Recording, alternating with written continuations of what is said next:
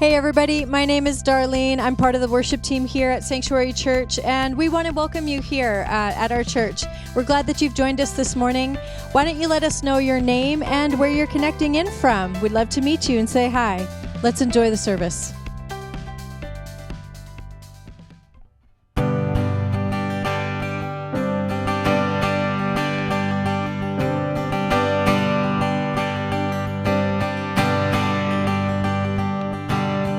When all I see is the battle, you see my victory. When all I see is the mountain, you see a mountain moved. And as I walk through the shadow, your love surrounds me.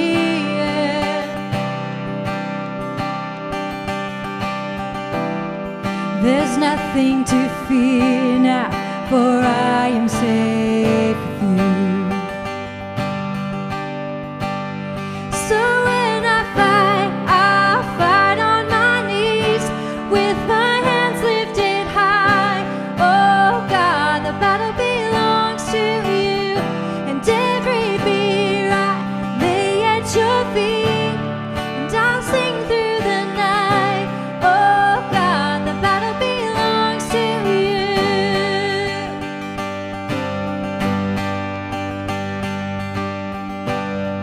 And if you are for me, who can be against me?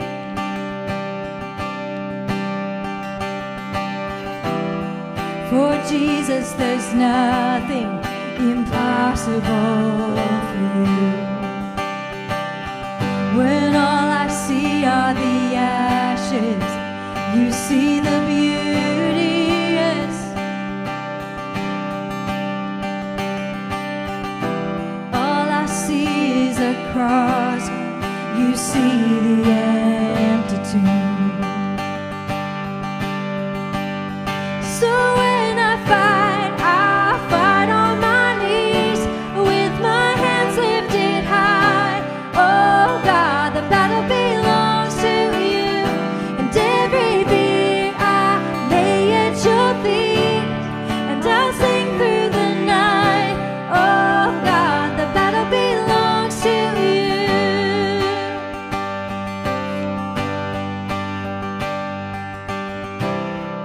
An almighty fortress, you go before us. Nothing can stand against the power of our God. You shine in the shadows, you win every battle. Nothing can stand against the power of our God. An almighty fortress, you go before us. Nothing can stand against the power of our God. You shine in the shadows, you win every battle. Nothing can stand against the power of our God.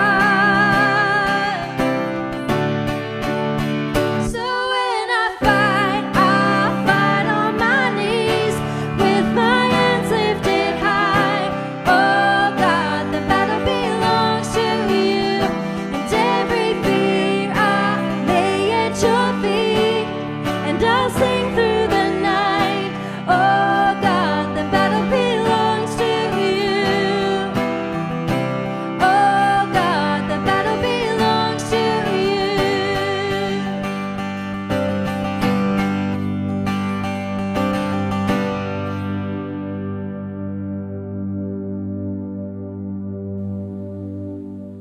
Hey, thank you again for gathering with us and worshiping together and kind of journeying with us through the Gospel of Mark in our online times that we gather. Last week, we had the amazing privilege to gather in person. That's our schedule right now, is once a month we're gathering in person for a live worship service, and once a month we're gathering for a brunch together. So last week we got together, we worshiped, we prayed, we looked to the scriptures, we shared communion. There was a supervised kids activity time, and kids ran around around. It was just amazing to be together. And so we'd encourage you, if you want to just join in with us, we're going to be gathering again in another month. But next week, we're here together for brunch and just sharing a meal together. We've said all the way along that content is important, but community is more important. So we've just been leaning in to relationships. We've been trying to deliver good content that lifts up Jesus and helps us grow as followers of Jesus. But we've really tried to say, you know what, the priority is community, whether it's our weekly dinner services,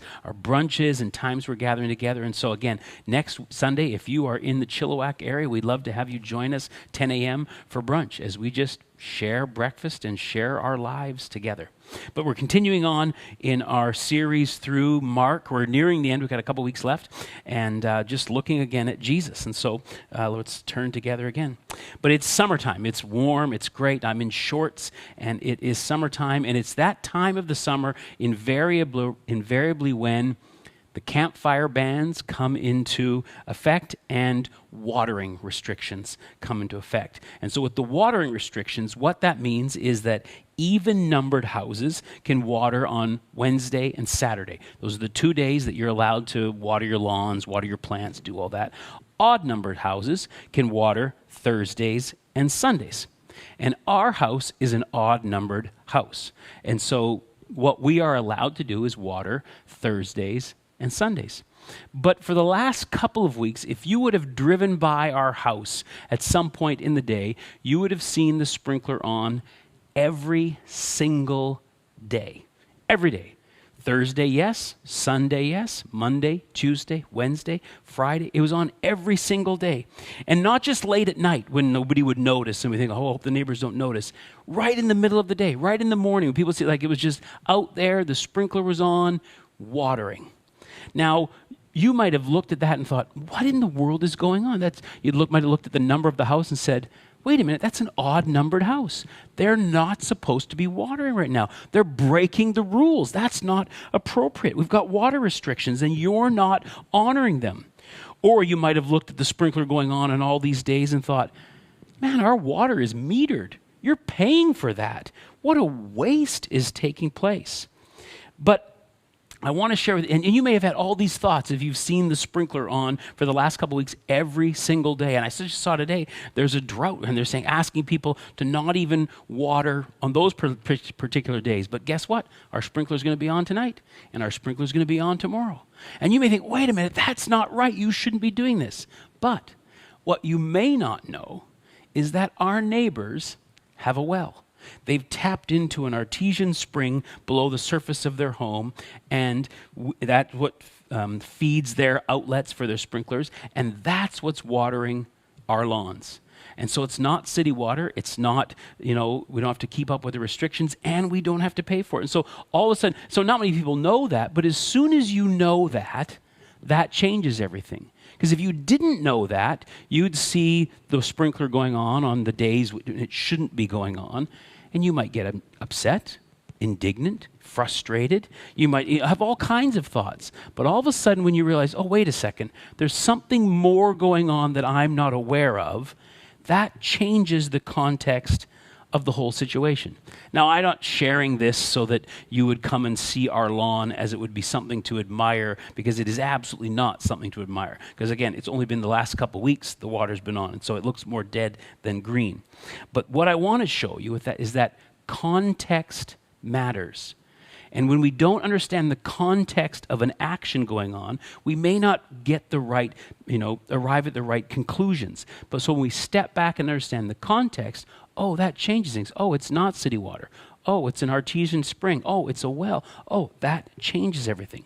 We want to look at an incident in Jesus' life this morning where we'll see that context matters, and it changes our perspective on the situation. First, we're going to look at this passage of Scripture in Mark chapter 12, verses 41 to 44, where it says this: Jesus sat down near the collection box in the temple and watched as the crowds dropped in their money. Many rich people put in large amounts. Then a poor widow came and dropped in 2 small coins. Jesus called his disciples to him and said, I tell you the truth, this poor widow has given more than all the others who are making contributions. For they gave a tiny part of their surplus, but she, poor as she is, has given everything she has to live on. So Jesus is in the temple, and he's positioned himself near the collection box, and he's watching the contributions that different people are making. Now just imagine that for a minute. That might put a little bit of pressure on what you were thinking of giving. I mean, let's be honest. Have you ever tipped more than you were planning to tip because someone was paying attention to what you were tipping? I mean, I've been there thinking, oh, I was going to tip this up. Someone's watching. Oh, wow, how generous is he? But this is going on. Jesus notices the large gifts that are being given, and then he notices this widow who comes and gives everything she has, the last of what she has, everything she has to live on, and it isn't much. It's 2 small coins, but it's everything she has to live. It's kind of, this is all there is. This is the last of it. I've got these 2 small coins here, and he gives it in. And this passage has often been used to encourage giving, to encourage generosity and sacrificial giving, as if this is an example for us to emulate, as if there was somehow an implied go and do likewise to this passage. And as I was reviewing this week, I had to realize I've used this passage in preaching and encouraging people to give and to be generous and to, honor God in our finances, and where our treasure is, there will our heart will be also, and all those things. Now, the Bible gives us lots of teaching and clearly calls us to contribute financially to the work of Jesus. It's absolutely a clear mandate, message, exhortation in Scripture. We're called to tithe, we're called to be generous, and we're called to give sacrificially. It's a good thing, and it's something we should all want to and be trying to grow in. Paul in 2 Corinthians verse 8 encourages us to excel as givers. So practice, keep at it. And so this clearly is a message in the Bible, but this is not what this passage is addressing.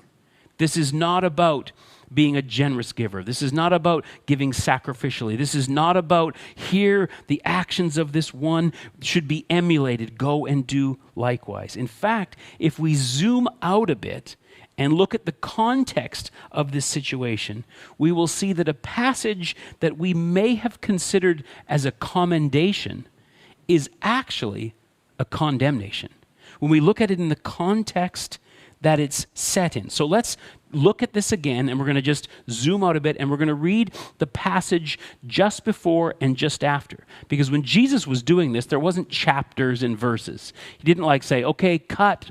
That's chapter 11. It's a wrap. We're good. Now move on to chapter 12. This was just Mark recording the story of Jesus so we would understand who he is and what he's done and what he's called us to as our liberator, as the one freeing us from oppression, as the one who is our Messiah, our Savior, and our King, and the kingdom he was inaugurating. And he just tells us this story. And it's in just the last number of years that someone said, okay, let's put it into chapter and verse so it's easier to find. But it sometimes breaks up passages and we don't quite get the context. So let's go back to this, and we're going to start in Mark chapter 12, a few verses before, and we're just going to kind of bleed into to chapter 13.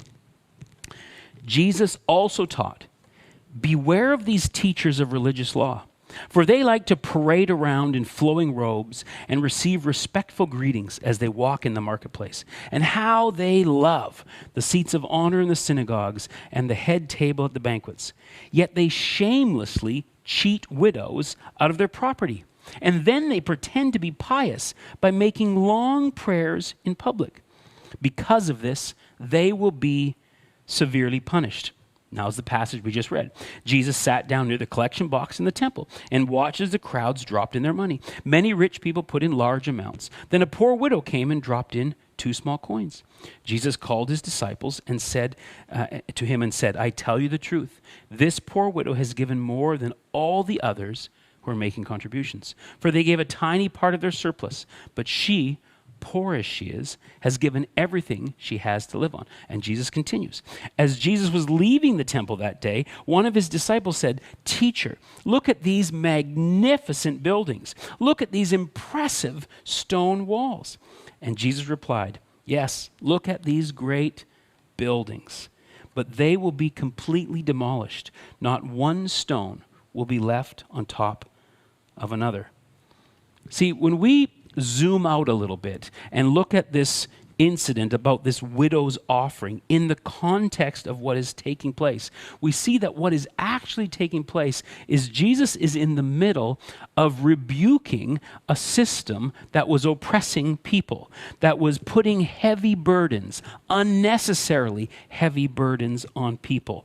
And Jesus specifically mentions in the lead up to this passage, widows being cheated, the oppressive nature of how widows who were supposed to be cared for were being taken advantage of and cheated. The story of the widow is not designed to teach us about giving. It's a story about oppression taking place right in front of their eyes, and nothing is being done about it. In fact, it was taking place under the guise of honoring God and worshiping God. And people were going about their religious activities blind or apathetic to the human need right in front of them, as this widow came and gave the last of everything she had.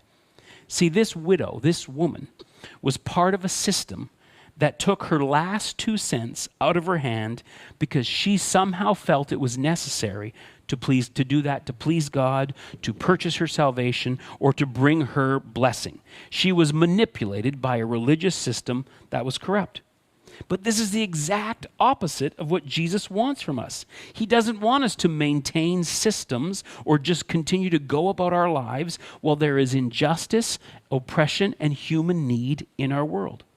At multiple points during his ministry on earth, Jesus spoke about the lack of care given to others under the guise of honoring God, under the guise of continuing on in our religious activities, whether it's the man beaten by the side of the road while the Levite and the priest went about their religious activities and just overlooked the human need in front of them, whether it was people not properly caring for their elderly mothers and fathers because they said, well, I want to be able to give to God, and they overlooked their mothers and fathers. And so different points in his ministry, Jesus addressed this. He said, you are overlooking basic human needs right in front of you.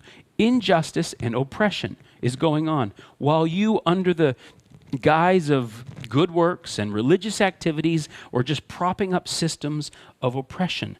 And as followers of Jesus, we are called to address injustice and oppression.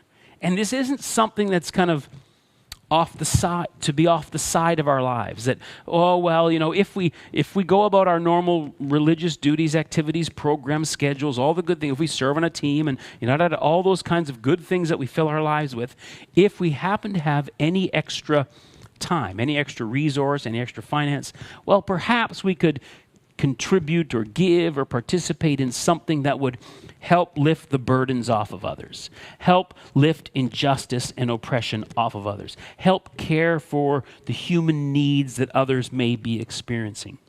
No, this is supposed to be a primary part, a prioritized part of our lives as followers of Jesus. Just look at what the scriptures call us to. In James chapter 1, verse 27, James is talking in this passage about the trap of being people who simply hear the scriptures, take mental note of the scriptures, maybe even give mental assent to the scriptures, but then don't do anything with them. And he's saying that this is not right. As we hear the scriptures and take note of the scriptures, they must take root and change the behaviors of our lives. They must shape the actions and attitudes of our lives. And so James, in that context, says this in James 1:27. Pure and genuine religion in the sight of God, what God really desires. Pure and genuine religion in the sight of God the Father means caring for the orphans and widows in their distress and refusing to let the world corrupt you. Now, there's all kinds of ways the world can corrupt us if we kind of engage in the sinful influences of the world. But one of the most prevalent corruptions of the world that could trap us is to live a self-centered life. See, that's the mantra of this world we live in. You deserve it. Treat yourself, care for yourself, look out for yourself, so that we would organize and shape comfortable schedules, patterns, and routines that would prioritize not just our needs, but our wants, our desires, our comforts. And if and when there should be any extra, well, then perhaps we would consider giving it to some other noble cause. But we need to make sure this being us, is taken care of first. And we can go through life blind or apathetic to the human need directly around us. That's one of the ways the world can corrupt us. And so James says, this is what God really desires. Care for orphans, care for widows, look after people in distress, and don't be corrupted by the self-centered influence of the world that will just drag you into that, pursuing your desires, your needs, your comforts first. The Old Testament prophet Micah is talking in Micah 6:8, he's talking about all that God has done for his people, the freedom he's brought, the bringing them out of Egypt into a new land, and he's kind of talking about this is all that God has done for you. And then in turn, what should our response be to God for all that he has done? And he asks these rhetorical questions. Should we make many sacrifices? Should we bring generous offerings? And to that he says this in Micah 6:8. God has told you, O man, O woman, O person, O human, O member of the human race, what is good. And what does the Lord require of you?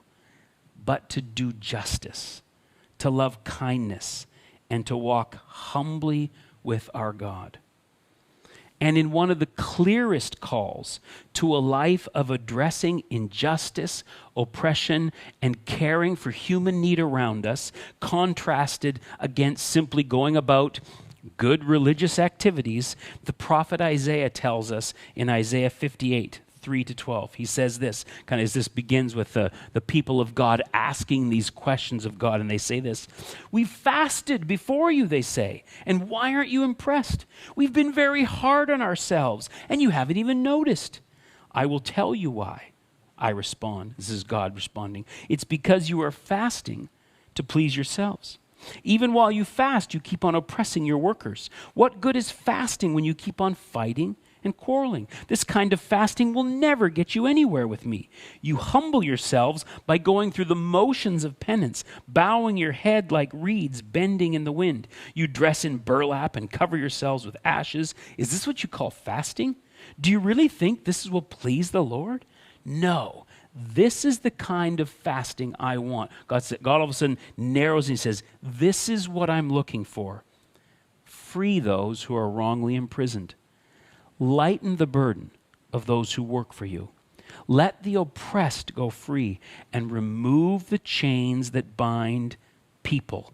Share your food with the hungry and give shelter to the homeless. Give clothes to those who need them, and do not hide from relatives who need your help. And verse 8, and then your salvation will come like the dawn. Then the amazing revival that we want to take place in our city, the awakening, the gospel being spread, that's what God, then the good things that we want to happen, the good things that God desires to happen, then when we engage in lifting oppression, addressing injustice, and caring for basic human needs right around us, then your salvation will come like the dawn, and your wounds will quickly heal. Your godliness will lead you forward, and the glory of the Lord will protect you from behind. Then when you call, the Lord will answer, "Yes, I am here." He will quickly reply. Remove the heavy yoke of oppression. Stop pointing your fingers and spreading vicious rumors. Feed the hungry and help those in trouble. Then your light will shine out from the darkness, and the darkness around you will be as bright as noon. How many times have we looked at the situations in our city or in our world and thought, man, it just feels like it's getting darker.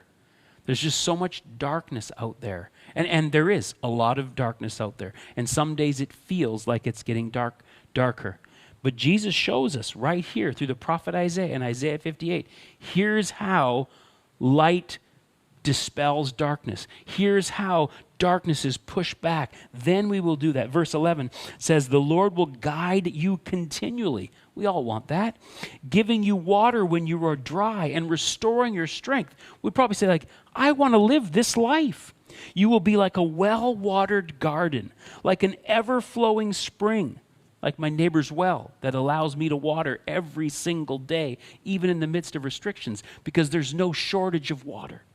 Some of you will rebuild the deserted ruins of your cities. Then you will be known as a rebuilder of walls and a restorer of homes.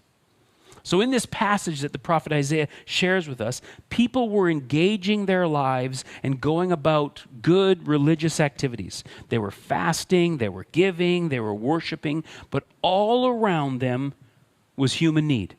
All around them was oppression, injustice, and suffering going on. And they weren't addressing it. They weren't engaging in it. They weren't doing anything about it. They just kind of thought, well, if we just kind of gather over here and worship more, maybe give more, maybe serve more, and maybe pray more, somehow this will just get addressed. And the prophet says, what are you doing? You're missing the point. Engage here. Step in here. Roll up your sleeves and get your hands dirty. Share your food. Open your door. Lift burdens. Break chains.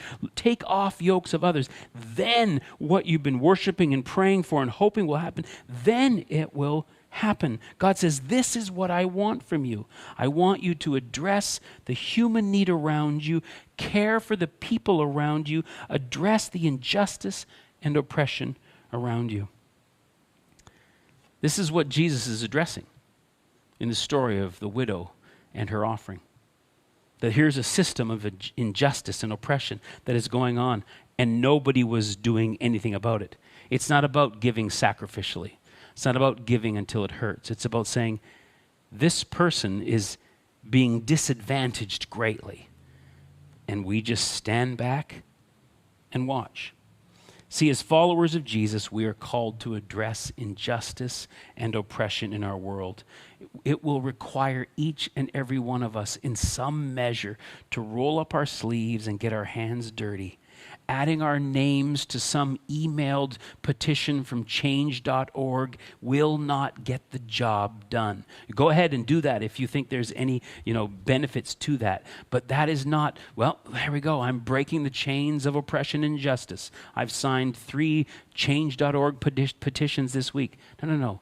It's going to mean you and I getting into the muck, the mire, the darkness, the hurt, the ache, the sorrow, the grief of our world, and caring and bringing the love of Jesus. And this is absolutely something that we are called to participate in individually as well as corporately or collectively. And our collective participation doesn't exclude us or give us an out from not doing it individually. As a church, a sanctuary church, we have financially partnered with Bowls of Hope and Starfish Packs in our city, 2 organizations that are addressing the issue of children in our city simply not having enough food.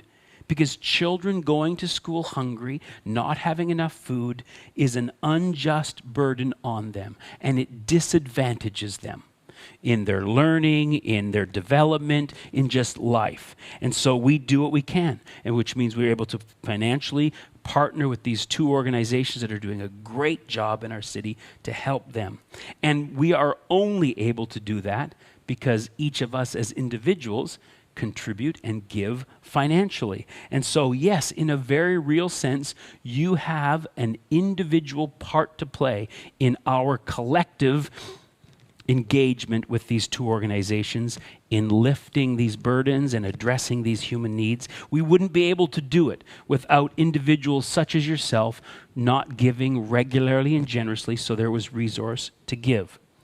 But as wonderful as that is, we are all still called to get personally involved in the work of injustice and lifting oppression. In Matthew 25, Jesus commends those who went and visited and shared their food or their clothing and opened their doors to people. And in Isaiah 58 is an individual call to us. So again, I am so thankful that as a church community, as followers of Jesus, we are able to partner with these two community organizations, and there'll be others as we move forward because of the individual contributions of people. But that doesn't let any of us off the hook to say, well, I put something in the offering for Starfish Packs. I put something in the offering for Bowls of Hope. No. This is the way of Jesus. This is the way of love. To notice the human need around us and to address it.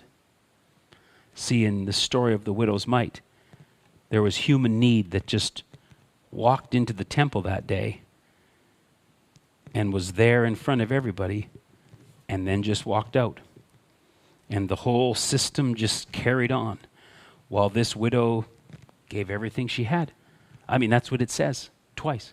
She gave everything she had. She gave all she had to live on. I don't know if that means she went home and had nothing, but just she was clearly in an impoverished state.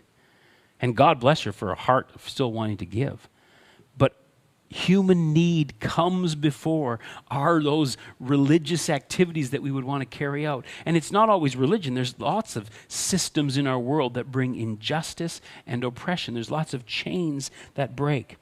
And one of the challenges that we may all face is that it is so easy to get overwhelmed with the myriad of issues going on in our world and in our country today. They can loom so large and seem so complex that we think, well, who am I? I can't do anything. I'm not the prime minister. I'm not the premier. I'm not the CEO of a large company. I'm just me. I don't have a lot of resource. And we think, what could I possibly do? And in the end, we just kind of throw up our hands and do nothing. My encouragement to all of us would be that we not get overwhelmed with national and global issues and that we simply not do anything. There are opportunities right in our city.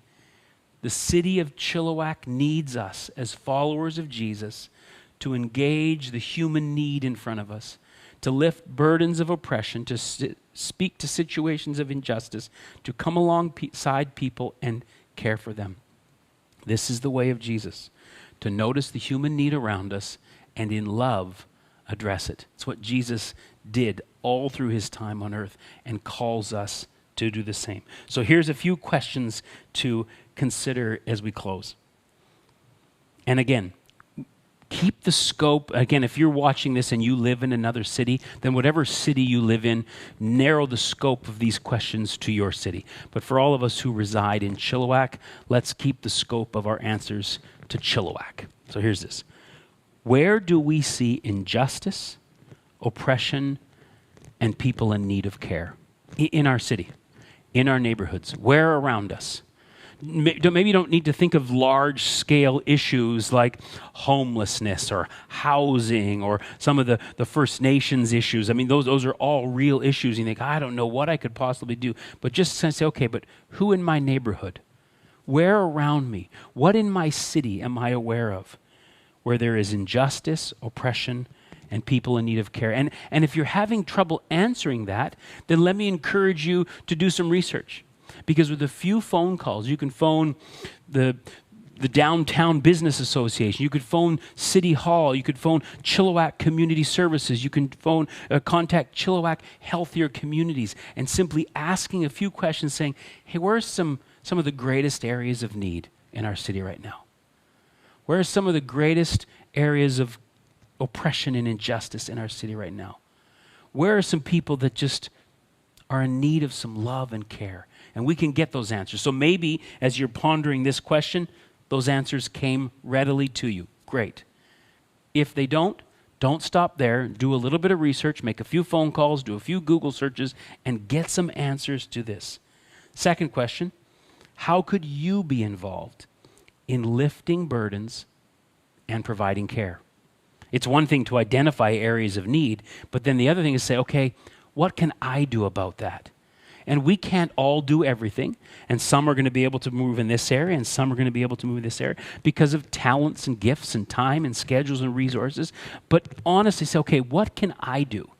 I'm called to be a part of the solution as a follower of Jesus. So what can I do?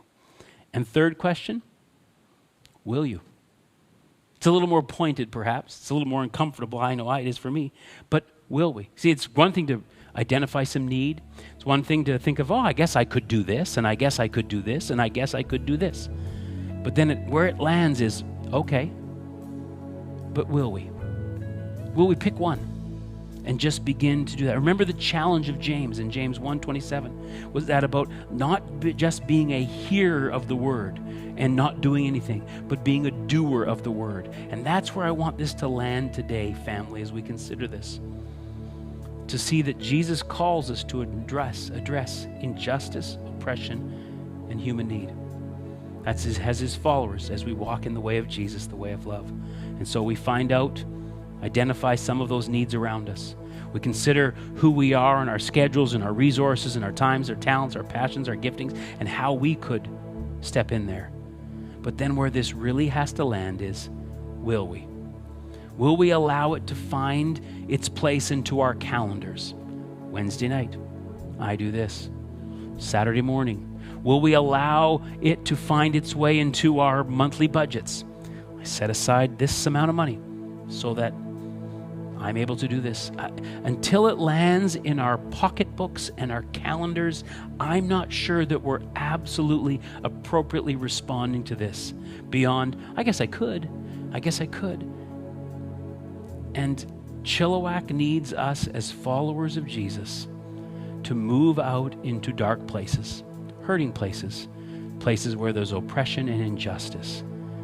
And in the name of Jesus and in the way of love, bring his love, bring his light, and lift burdens and provide kindness and see people cared for so that hearts could be turned to Jesus, so that darkness can be dispelled. This isn't about just solving problems in our city. This is about caring for people in our city. I'm going to close in prayer. Thanks. Jesus, thank you for the example you set of addressing human need. There was no greater need than the sin affecting our lives. And you came and sacrificially gave of yourself so that need could be addressed on the cross.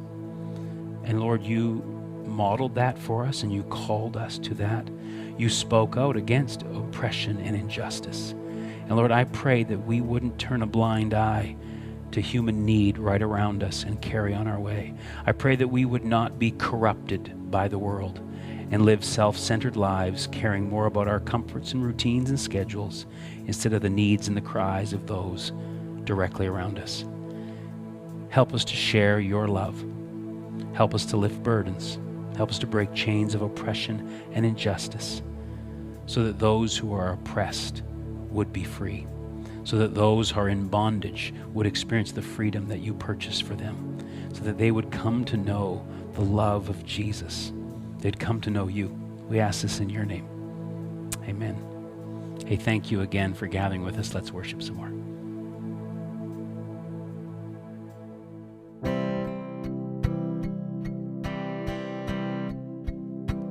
You unravel me with a melody.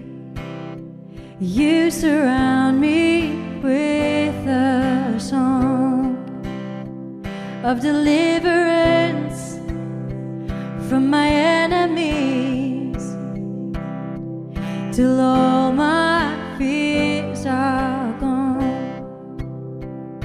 'Cause I'm no longer a slave to fear.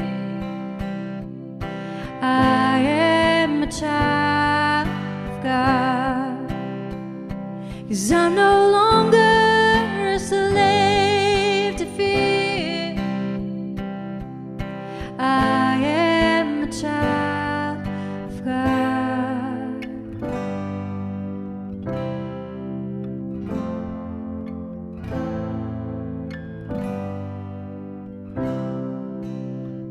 From my mother's womb, you have chosen me. Love has called my name. I've been born again into your family. blood flows through my veins, 'cause I'm no longer a slave to fear. I am a child of God, 'cause I'm no longer a slave to fear. I am a child of God. I'm no longer, 'cause I'm no longer a slave to fear. No, I am a child of God, 'cause I'm no longer a slave to fear. I am a child of God. Oh, oh, oh,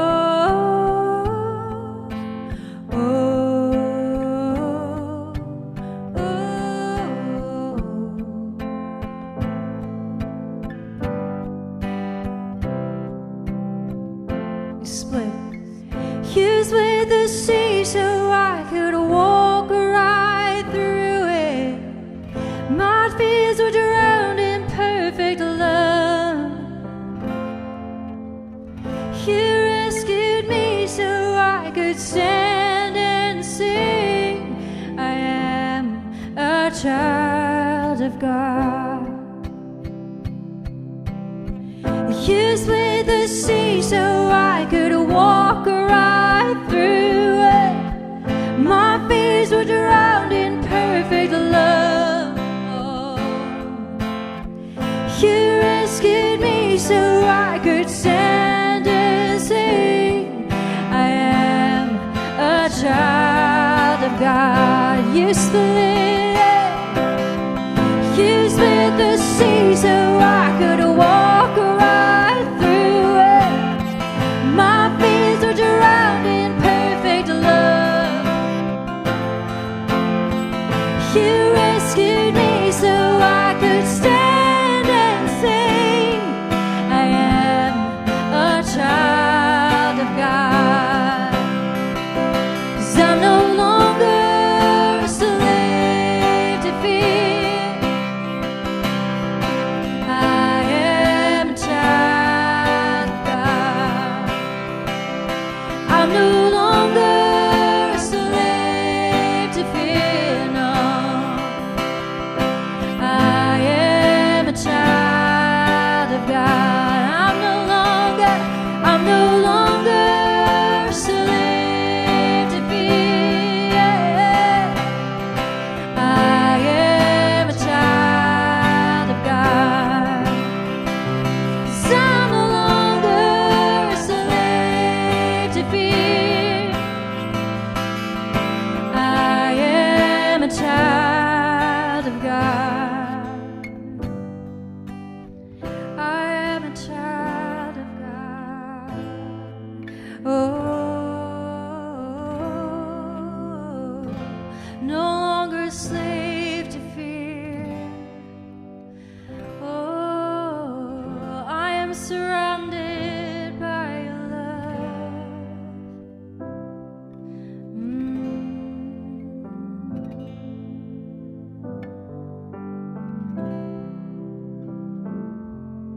Surrounded by your love.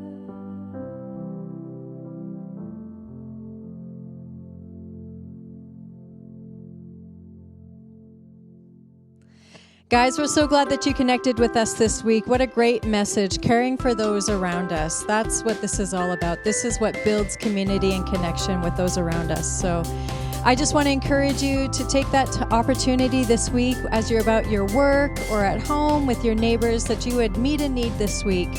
And if you want to join us on social media, we are on Instagram, on YouTube, and on Facebook. Check us out, Sanctuary Church. Also, if you want to join a dinner party, we have them available. Please, please, please reach out to us. We have many to choose from, a couple nights to choose from. We'd love to see you there.